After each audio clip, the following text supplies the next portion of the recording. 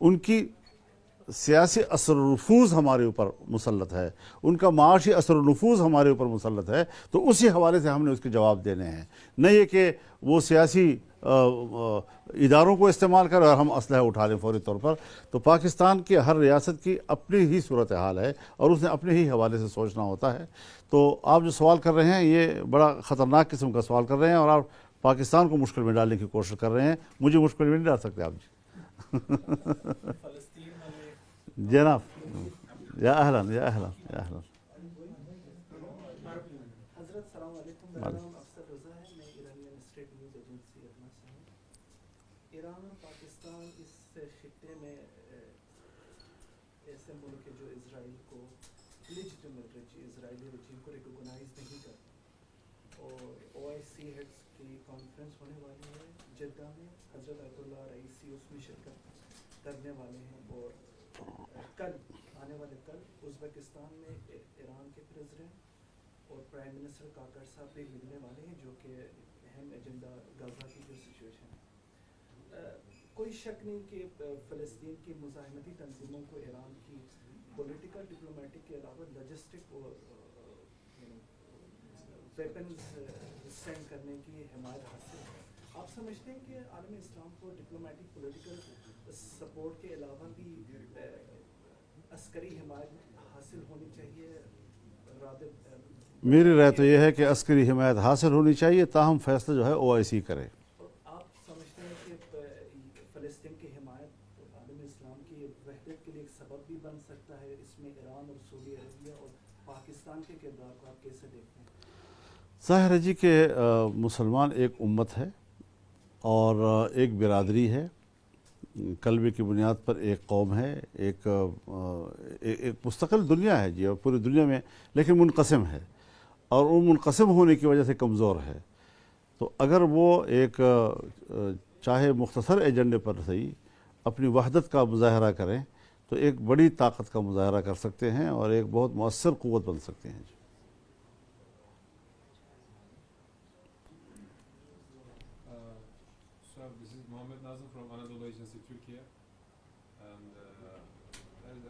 More than 1 month, it has been 1 month, Israel hitting the innocent civilians, hospitals, ambulances in the Gaza, and also in West Bank more than maybe 160 people has been killed by the Israeli forces, and there is no Hamas over there. And what should be done to prevent Israel from hitting the civilians and ambulances and hospitals in Gaza? And what kind of concrete steps should be taken among the Muslim world against the Israel atrocities towards the Palestinian people?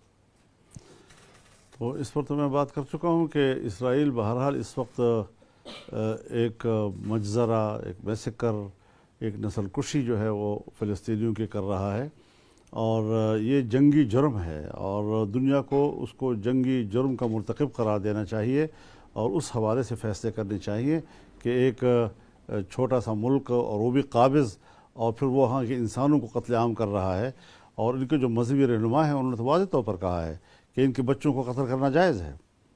اب بچوں کو قتل کرنا جائز ہے، یہ کس مذہب میں ہے؟ ہمیں تو تورات میں کہیں ایسی چیز نہیں مل رہی، کہیں پر بھی کوئی ایسی تعلیمات نہیں ہے۔ خود یہودیوں کو اپنے مذہب میں بھی وہ اپنے مذہب کے خلاف اس وقت فتوے جاری کر رہے ہیں۔ تو یہ ساری چیزیں ایسی ہیں، اور ہم ہیں کہ جو ہم نے پہلے پیغام میں ان سے کہا کہ انسانی حقوق کا خیال رکھیں۔ جو آپ سے جنگ لڑ رہے ہیں ان کے ساتھ آپ کو لڑنا جائز ہے، جو آپ سے جنگ نہیں لڑ رہے آپ ان کو زندگی کا تحفظ دیں۔ جبکہ ہمیں یہ بھی علم ہے کہ اسرائیل میں فوجی تربیت جو ہے وہ لازم ہے، اور ہر شخص وہاں فوجی ہے، لیکن اس کے باوجود جو باقاعدہ فوج کا حصہ نہیں ہے، ہم نے پھر بھی ان کے لیے بات کی ہے کہ ہم عام آدمی کو قتل کے حق میں نہیں ہیں، لیکن یہ ہے کہ وہ تو عام آدمی کو قتل کر رہے ہیں، وہ تو پورے شہر کو برباد کر رہے ہیں، اور شہر کو تباہ و برباد کر دیا۔ پورا غزہ شہر اس وقت ویران پڑا ہوا ہے، اور یہ تو آپ 11,000 لوگوں کی بات کر رہے ہیں جو گنے جا چکے ہیں، لیکن جو ملبوں کے نیچے ہیں اس کا کیا کریں گے؟ وہ تو اس کے علاوہ ہیں۔ تو اس حد تک جو لوگوں کا قتل عام ہے وہ کسی طریقے سے بھی ان کو جائز نہیں ہے. اچھا مول صاحب، OIC کو جنگی جرائم کے خلاف جو عالمی عدالت ہے اس میں جانا چاہیے اسرائیل کے خلاف، آپ سمجھتے ہیں؟ ظاہر ہے جی کہ وہ سارے دنیا کے مسلمان حکمران آئیں گے، اس میں اس لیول کے لوگ ہوں گے، تو ہم تو اس بات کی حمایت کریں گے کہ تمام راستے جو ہیں وہ اختیار کیے جائیں کہ جو اسرائیل کو پیچھے دھکیلنے کا سبب بنتے ہیں اور فلسطینیوں کی سرزمین کی آزادی کا ذریعہ بنتے ہیں. اچھا مولانا، ایک اور سوال تھا. بہت سے لوگوں کا یہ مطالبہ ہے کہ پاکستان جیسے ممالک جن کے اسرائیل سے سفارتی تعلقات نہیں ہیں، تو وہ اسرائیل کے جو سپورٹرز ہیں خصوصاً امریکہ، ان کے جو سفارتکار ہیں ان کو ملک سے نکالیں. آپ اس مطالبے پہ کیا کہتے ہیں؟ میرے خیال میں آپ بہت آئیڈیل قسم کی باتیں کر رہے ہیں، گراؤنڈ ریالٹیز کی بنیاد پر آپ کوئی بھی بات نہیں کر رہے ہیں. ذرا تھوڑا سا آپ کو مزید صحافت میں تجربے کی ضرورت ہے. OIC اب تک کی جو کارکردگی ہے وہ ہم سب کے سامنے ہے، تو اب آپ کتنے ہوپفل ہیں کہ OIC کوئی اہم وہ تو پھر UN کا بھی یہی حال ہے. UN جو پوری دنیا کی، ابوظہبی کے جو تعلقات رہے ہیں اور پچھلے عرصے میں وہ اس کا کوئی فرق نہیں پڑتا. انڈیا اور ہمارے سفارتی تعلقات ہیں، لیکن کیا کسی فورم پر ہم بات نہیں کریں گے؟ کیا ہم کشمیر پہ بات نہیں کریں گے وہاں پر؟ تو یہ چیزیں جو ہیں ہمیں بھی اس حوالے سے اسلامی دنیا کو کشمیر کے مسئلے پر اس طرح وحدت کا ایک پوائنٹ پر اکٹھے ہونے کی جو ہماری ایک جدوجہد ہونی چاہیے تھی، ہم وہ معیار پر پورا نہیں اتر سکے ہیں، اور یہی وجہ ہے کہ کشمیر پر آج ہمارا موقف کمزور ہو گیا ہے. تو یہی حالت دنیا میں ہر جگہ پھر ہوگی. پھر فلسطین میں بھی یہی صورتحال ہوگی. پھر مسجد اقصیٰ ہے، مسجد اقصیٰ ہمارا قبلہ اول ہے، اور قبلہ اول جو ہے اس کا تمام مسلمان اسلامی دنیا پر حق ہے جی. صرف یہ تو نہیں کہ عرب کی دنیا پر اس کا حق ہے جی. قبلہ اول تو تمام مسلمانوں کا ہے. اور جہاں پر لیلۃ الاسراء میں رسول اللہ صلی اللہ علیہ وسلم معراج پہ گئے تو پہلے تو وہاں پہ گئے نا جی. تو مسجد حرام کا اور مسجد اقصیٰ کے درمیان ربط پیدا کرنا اور یہ میسج دینا کہ جس طرح مکے کے حرم پہ آپ کا حق ہے، اس طرح اقصیٰ کے حرم پر بھی آپ کا حق بنتا ہے، اور پھر وہاں تمام انبیاء کی امامت کرنا. تو یہ چیز تو پھر مسلمان کے حوالے کی گئی ہے، اور پھر مسلمانوں نے کئی سال تک جو ہے وہ قبلہ اول کی طرف رخ کر کے نمازیں پڑھی ہیں. تو اس پر مسلمانوں کا جو حق ہے وہ اپنی جگہ پر برقرار ہے، اور ہمیں اس حوالے سے اسلامی وحدت کا مظاہرہ کرنا ہوگا. اگر اسلامی دنیا موقف کی حد تک صحیح بابری مسجد پر اکٹھے ہو سکتی ہے، تو مسجد اقصیٰ پر کیوں نہیں اکٹھے ہو سکے گی؟ یعنی جہاں ایک مسلمان نہیں تھا نماز پڑھنے والا، لیکن مسجد کا تقدس جو ہے ان کے مد نظر تھا، اور ہندوستان کے مسلمانوں نے قربانیاں دی اس کے اوپر جی، اور ہم نے یہاں پر جلوس نکالے ان کے حق میں. تو کیا اس مسجد اقصیٰ پر ان کا کوئی حق نہیں بنتا ہمارے لیے، جو وہاں کے مسلمان دن رات اس کو آباد رکھتے ہیں؟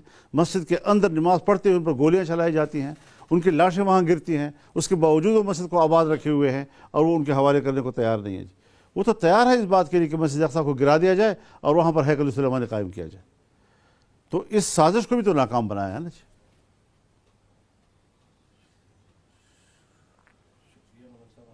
بہت شکریہ جی.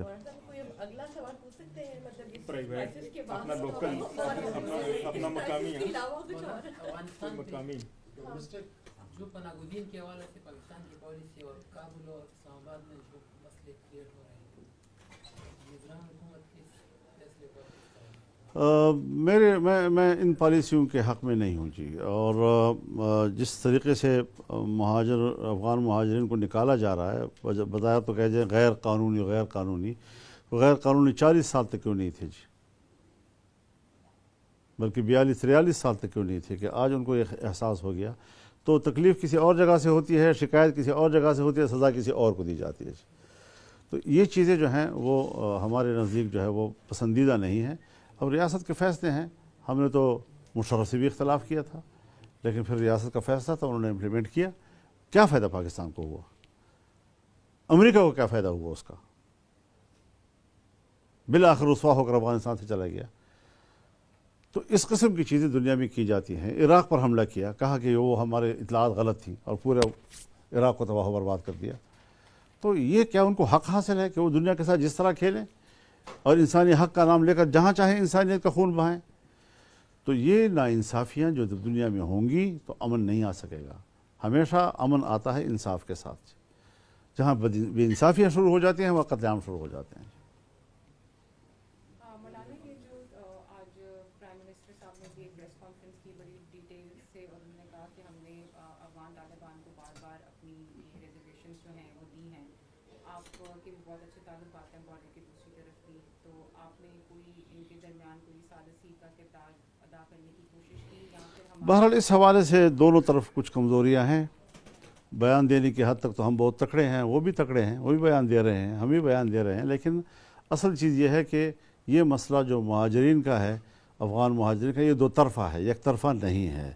اور اگر ہمیں کچھ شکایتیں پیدا ہوئی ہیں تو ان شکایتوں کے ازالے کے اور بھی طریقے ہو سکتے ہیں، نئے کہ آپ پوری کمیونٹی جو ہے وہ اس کو زیر عتاب لے آئیں اور پھر اچھے الفاظ کے ساتھ اور خوبصورت الفاظ کے ساتھ.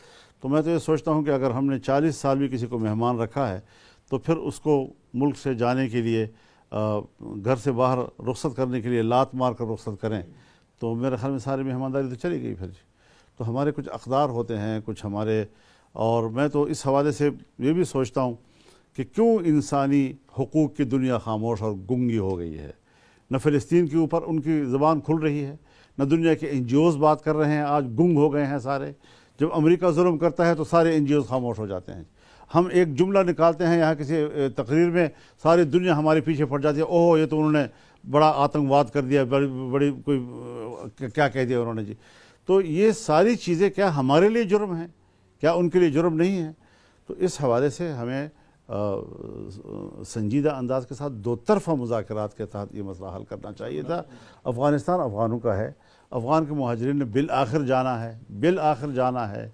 تو جب جانا ہی ہے اور وہ اس طرح کی ہجرت نہیں کیے ہوئے کہ ان کے وہاں پر اپنی جائیدادوں سے تعلق کٹ گیا، ورنہ ہجرت سے تو تعلق کٹ جاتا ہے اپنے ملک کے آپ کے املاک کے ساتھ جی. جس طرح مکہ مکرمہ کے مہاجر گئے مدینہ منورہ میں تو مکہ کی جائیدادیں ختم کر دی انہوں نے جی. ان کو قرآن کریم میں فقراء کہا ہے.